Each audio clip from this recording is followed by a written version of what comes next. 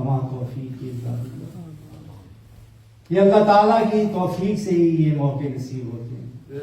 حاضرین محترم، انتہائی مختصر وقت کے لیے، کیونکہ مجھے احساس ہے کہ نماز عصر کا وقت اب ہے، حضرت خواجہ محمد قاسم رحمۃ اللہ علیہ اپنے مرشد کے حکم پر جنگل بیابان میں ایک چٹان پر جا کر بیٹھے، چادروں کا جھونپڑا بنا کے 40 دن کے لیے اندر. کوئی ارد گرد نہیں تھا، ویرانہ تھا. صرف مرشد کا حکم تھا کہ مسیاڑی کے فلانی جگہ پر جاؤ، جسے سیرانی پڑی ہمارے زبان میں کہتے ہیں، جو بالکل ویران جگہ ہوتی ہے. وہاں سیر جو ہوتی ہے، جانور جو ہے وہ وہاں پہ بہت پایا جاتا ہے، اس لیے سیرانی پڑی کہتے ہیں. وہاں پر جاؤ اور جا کے اللہ کی یاد کرو. وہاں پر انہوں نے خیمہ لگایا اور اندر چلے گئے، بیٹھ کے 40 دن کے لیے. آپ کا یہ عمل رب ذوالجلال کو اتنا پسند آیا کہ اللہ تعالیٰ نے اسی جگہ کو نسبت رسولی کا مینارہ نور بنا دیا. 40 دن کے بعد جب آپ اپنے خیمے سے باہر آئے تو بہت سے لوگ بیٹھے ہوئے تھے دور دور. وہ حیران ہوئے، انہیں دیکھ کہ اس جنگل میں یہ لوگ کہاں سے آ رہے. پوچھنے پہ معلوم ہوا کہ کوئی کہنے لگا کہ مجھے کسی نے خبر دی تھی کہ جاؤ فلانے جنگل میں بزرگ بیٹھا اسے دعا کراؤ. کسی نے کہا مجھے خواب آئی تھی کہ وہاں چلے جاؤ. الغرض جتنے منہ کی باتیں، ہر قسم کے لوگ اپنی اپنی واقعات سناتے رہے کہ ہم اس طرح یہاں پر پہنچے. آپ نے پھر موڑا شریف کی اس زمین کو تیار کیا. حاضرین محترم، 80 سال تک آپ وہاں پر اپنی مسجد پر جلوہ افروز رہے. اور اب بھی آپ جس طرح کہ ابھی علامہ صاحب بتا رہے تھے آپ کہ 650-700 تو ایسی گدیاں ہیں جہاں باقاعدہ مزارات ہیں، آستانے ہیں، اور بے شمار خلفاء. اور جب بھی آپ کے پاس کوئی آتا تھا کچھ عرصہ اپنے پاس رکھتے، اسے پگڑی دستار باندھ کر بھیج دیتے. تو آپ کے ہم اثر ایک بہت بڑے ولی اللہ حضرت پیر میر علی شاہ صاحب رحمۃ اللہ علیہ نے چند علماء کے ساتھ بھیجا. باورچی صاحب آدمی نے کہا کہ باورچی صاحب پیر میر علی شاہ صاحب فرماتے ہیں کہ آپ بس جو آتے ہیں آپ سے اتنی نواز دیتے ہیں، دستار باندھ دیتے ہیں. پہلے ان کی تربیت کریں، کچھ بتائیں، اس کے بعد دستار بندیں. انہوں نے کہا کہ جاؤ پیر صاحب کو بتاؤ میرا وہ کہہ رہا ہے کہ نہ میں کنجوس ہوں، نہ میرے پاس خزانے کی کمی ہے. جو میرے پاس آتا ہے ایک دفعہ اسے نور کے دریا میں ڈبکی دے کر بھیج دیتا ہوں، پھر وہ سنبھال سکے نہ سنبھال سکے اس کا اپنا کام. اسی طرح وہ خدمت میں لگے رہے، بیٹھے رہے 80 سال. اور پھر اپنے اس کے بعد اپنے صاحبزادے غوث المعظم سرکار مولوی کو یاغستان سے بلایا. جو لوگ مرشد کو اچھی طرح اتنا نہیں جانتے انہیں معلوم ہو کہ غوث المعظم سرکار مولوی رحمۃ اللہ علیہ کی ایک اسٹیٹ تھی یاغستان، جس کی سرحد ایک طرف سے سوات کو لگتی تھی اور دوسری طرف سے امدرمند کو. یہ کوہستان کا آج کا جو علاقہ ہے، غیر علاقہ جسے ہم کہتے ہیں، وہ علاقہ تھا یاغستان اسے کہتے ہیں. وہاں پہ آپ نے ایک اسٹیٹ قائم کی تھی اس زمانے میں، یہ کلونیل دور کی بات. وہاں سے حضرت بابا جی رحمۃ اللہ علیہ نے واپس بلایا، انہوں نے کہا کہ واپس آؤ، تم اس کام کے لیے نہیں اس دنیا میں آئے نا، اللہ نے تمہیں بھیجا ہے، تمہاری ڈیوٹی اور ہے، تم نے آگے یہاں اپنی ڈیوٹی دینی ہے. لہٰذا وہ اپنے مرشد کے حکم پر، اپنے والد گرامی کے حکم پر ساری چیز چھوڑ چھاڑ کے موڑشی تشریف لے آئے. آج بھی وہ وہاں پہ قلعے کے آثار موجود ہیں، کھنڈرات موجود ہیں. وہ بڑے بڑے جو ان کے اس زمانے میں وزیر وغیرہ تھے، ان کے بیٹے اور پوتے موجود ہیں. علامہ عبدالخالق مجددی صاحب وہاں تشریف لے گئے تھے، وہاں سے تصویریں بھی کھینچ کے لائے تھے، ان لوگوں سے ملاقاتیں بھی کی تھیں. انہوں نے بعض اسلحہ بھیجا جن کے اوپر بڑے پیر صاحب کا نام کندہ کیا ہوا تھا، وہ ساتھ لے کے آئے تھے، بھی میرے پاس پڑا ہوا. وہ سارا کچھ قربان کر کے مرشد کے حکم پر آ کے مرشی کر گئے. اور پھر آپ صوفیاء کے مجدد بنے, تصوف کے مجدد بنے. کیسے کہ آپ کا جو مشن تھا وہ یہ تھا کہ تصوف میں جو فلسفے اور ثقافت کی آلائشیں شامل ہو گئی ہیں ان سے تصوف کو پاک کرنا ہے. لہذا آپ نے سلسلہ نسبت رسولی کی بنیاد رکھی اور آپ نے فرمایا کہ خواہ حضرت خواجہ معین الدین چشتی اجمیری رحمۃ اللہ علیہ ہوں, خواہ خواجہ بہاؤالدین نقشبند ہوں, شہاب الدین سہروردی ہوں, حضرت شیخ عبد القادر جیلانی رحمۃ اللہ علیہ ہوں, جتنے بھی اولیاء کرام ہیں اور جتنے بھی عظیم سلاسل ہیں, ان سب کا مقصد صرف ایک ہی ہے. ان کا مقصد ہے امت مسلمہ کا ٹوٹا ہوا رشتہ اپنے مالک سے جوڑنا. اور نبی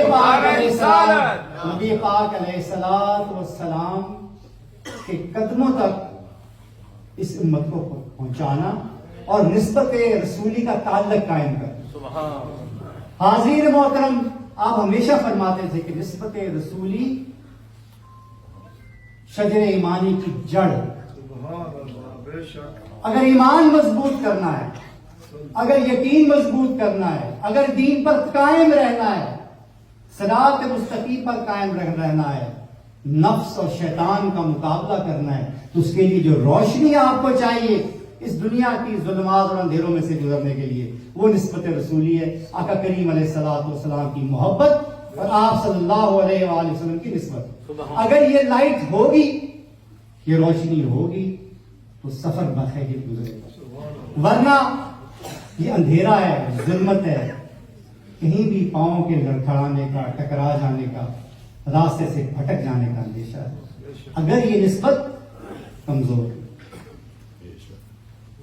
حاضرین محترم, اسی طرح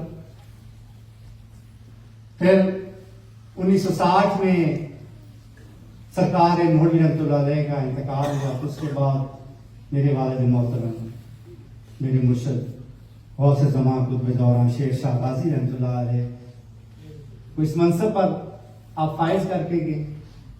اور وہ بھی اسی طرح اپنی ہر چیز, ہمیں سی ایس ایس کیا ہوا تھا انہوں نے, برن ہال سے, گورنمنٹ کالج لاہور سے, لنکن سے ان تک تعلیم وہ سارا ان کا جو تھا سی ایس ایس کیا, اس میں بھی کوالیفائی کر گئے. آخر میں جب وصیت کھولی تو وصیت یہ نکلی کہ بھائی آپ نے یہاں بیٹھنا. وہ سارا کچھ چھوڑ چھاڑ کے وہاں بیٹھ گئے. اور پیر صاحب نے کہا یہ سب کچھ میں نے تمہیں اس لیے پڑھایا ہے, تمہیں اس لیے اس قابل بنایا ہے کہ تم جب اس نوکری پر بیٹھو, اللہ کی اس مسند پر بیٹھو, تو پیٹ کی خاطر نہ بیٹھو, اللہ کی رضا کی خاطر بیٹھو. تمہیں یہ معلوم ہو کہ میں دنیا کی بہترین سے بہترین جاب کر سکتا تھا, نوکری کر سکتا تھا, کام کر سکتا تھا, بزنس کر سکتا تھا, لیکن اللہ کی رضا کے لیے, اس کے حبیب کی محبت کے لیے ہر چیز چھوڑ کر ایک طرف کر کے یہاں بیٹھ گیا. اور اللہ نے اس کا انعام یہ دیا کہ اللہ تعالیٰ نے دنیا کی تمام نعمتیں میرے مرشد کے قدموں میں ڈھیر کر. آج آپ دیکھیں وہی جنگل سیرانی پڑی, جنگل میں منگل کا دو, جو لوگ موڑشی گئے جو تھے.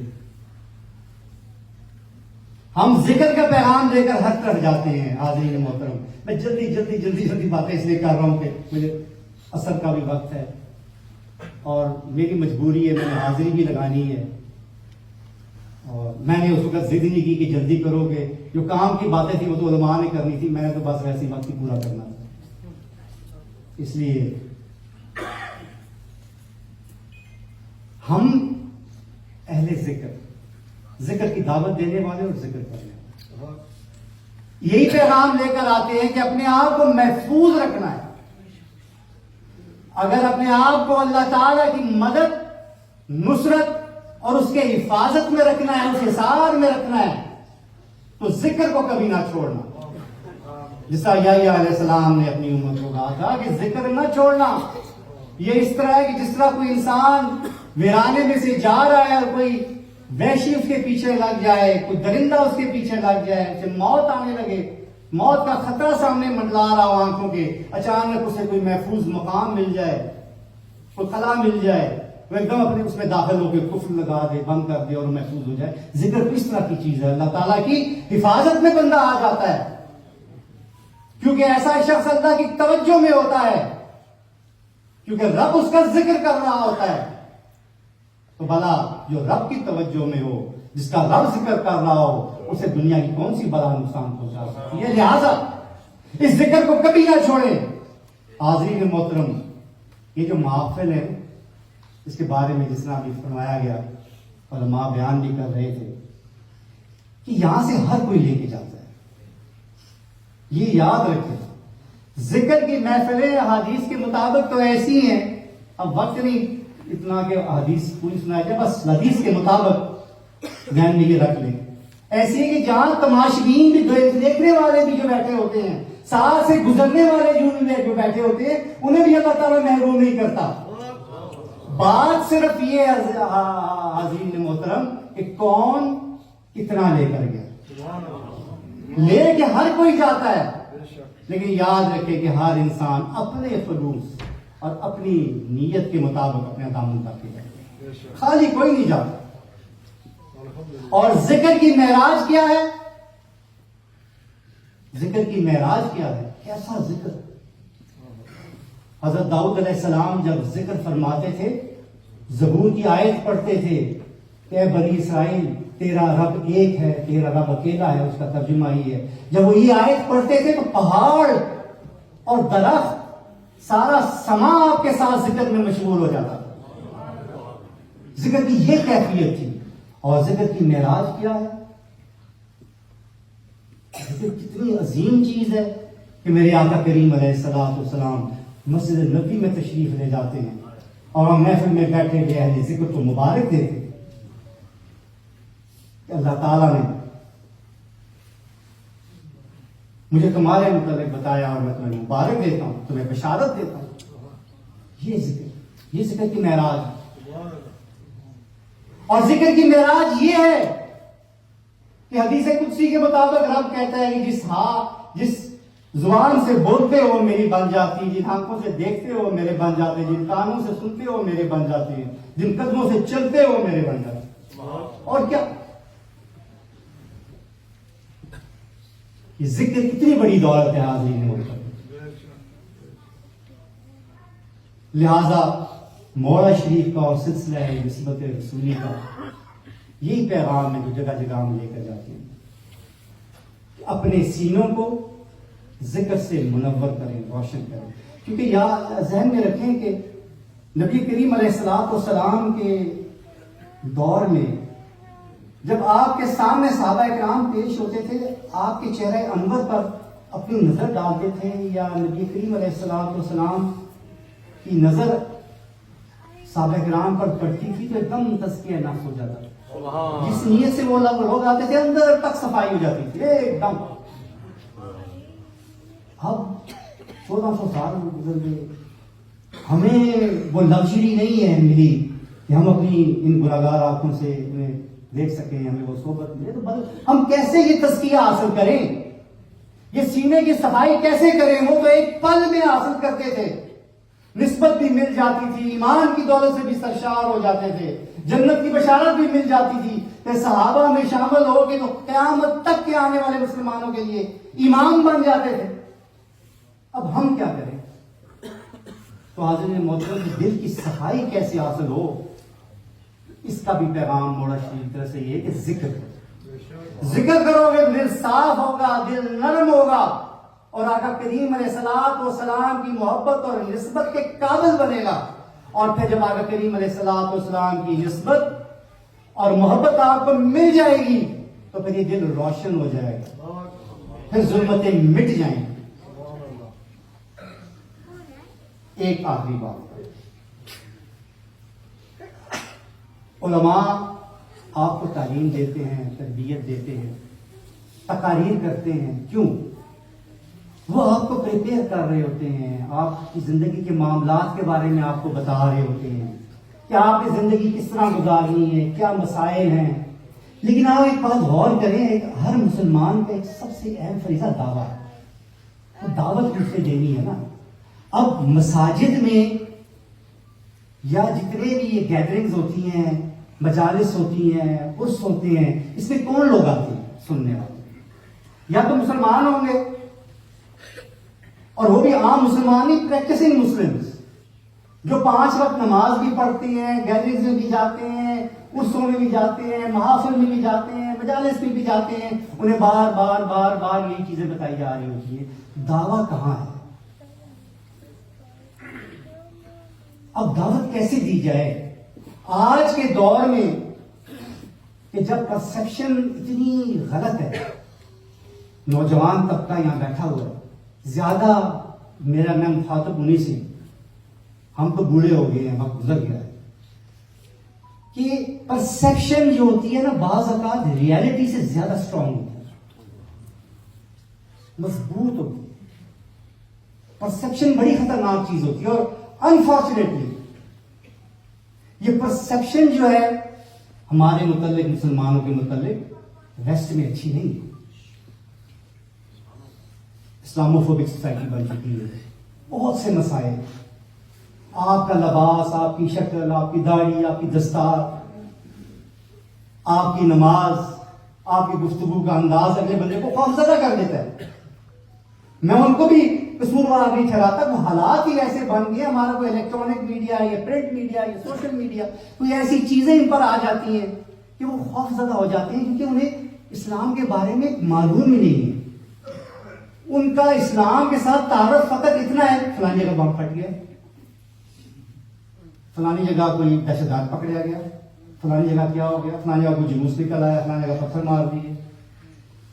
اسی قسم کی ہے کہ یہ چیزیں آتی ہیں, تو پھر اسی سے پرسپشن کریٹ ہوتی ہے, تو جو کہ بہت خطرناک ہوتی ہے. اب اس کا کیسے مقابلہ کریں, دعویٰ کیسے دیں؟ آپ چلتے ہوئے آپ سڑک پہ گزر رہے ہیں, جا رہے ہیں, آپ کسی بندے کو روک کے کہیں بھائی یہ مسلمان ہو جاؤ, یہ قرآن پاک کی آیت سنو, کیا جواب ہوگا؟ تو حدیث سن لو. وہ آپ کو سیریس نہیں لے گا, یا تو آپ کو پاگل سمجھے گا, یا آپ کو اپنا تھریٹ سمجھے گا اپنی طرف کہ آپ بیوقوف آدمی ہے, یا آپ کا مذاق اڑا کے گزر جائے گا, اور آیات کی بھی, حدیث کی بھی بے ادبی اور توہین ہوگی جو آپ کو سنا رہے ہیں. اب اس کا دعویٰ نہیں ہو سکتا, دعوت نہیں دی جا سکتی, پر دعوت تو دینی ہے نا, یہ ہمارا فرض ہے. دعوت کیسے دیں؟ حاضرین محترم, آج کے دور میں دعوت کا طریقہ یہی ہے, without uttering a single word, without reciting a single ayah, without reciting a single hadith, you can give da'wah. How? With your character building, with your character. At your workplace, in your neighborhood, on the road, in the university, in the college, in your own house. آپ کیسے معاملات کو سلجھاتے ہیں؟ آپ کا social interaction کیسا ہے؟ ایک محلے میں چوری ہو گئی, ساروں پہ شک ہو رہا ہے. مزہ تو تب ہے نا جب آپ پہ شک جائے, اگلا بنے نا no he can't do that, he is a Muslim. مزہ تو یہ ہے نا, بجائے ایسے کہنا he is a culprit, he is a Muslim, he must have done it. یہ طریقہ ہے, یہ دعویٰ. لیکن آپ ایک سنگل, اور جب ایسے آپ کے انٹریکشن ہوگا تو پھر آستہ آستہ لوگ آپ کے قریب آئیں گے. یار why do Muslims do that? Why are they so honest? Why are they so truthful? Why do they behave so positively? Let us know their teachings. پھر وہ آپ کے قریب آئیں گے, خود آپ سے پوچھیں گے, یار کیا ہے تم نے ہر سیدھی کام کیوں تم کرتے ہو؟ نہ تم چوری کر رہے ہوتے ہو, نہ تم کو خرابہ کر رہے ہوتے ہو. لوگ تم سے فیصلہ کرانے کہتے ہیں یار ہی is a fair person, is a Muslim, just go dream. مطلب کیا وجہ کیا ہے؟ ذرا بتاؤ نا, ہمیں بھی بتاؤ یار. تو پھر آپ اس کو اس کے بعد بتاتے ہیں کہ اسلام کیا ہے. When he is prepared to listen to you, جب تک وہ پریپیئرڈ نہیں ہوگا ٹو لسن ٹو یو, اس کے علاوہ پھر کوئی فائدہ نہیں. آپ کو جتنی مرضی حدیثیں سناتے رہیں گے, وہ آپ کو سیریس نہیں لے گا. میرا یہ آپ کے لیے چھوٹا سا بیان ہے. تو اس طریقے سے دعوت دیں گے.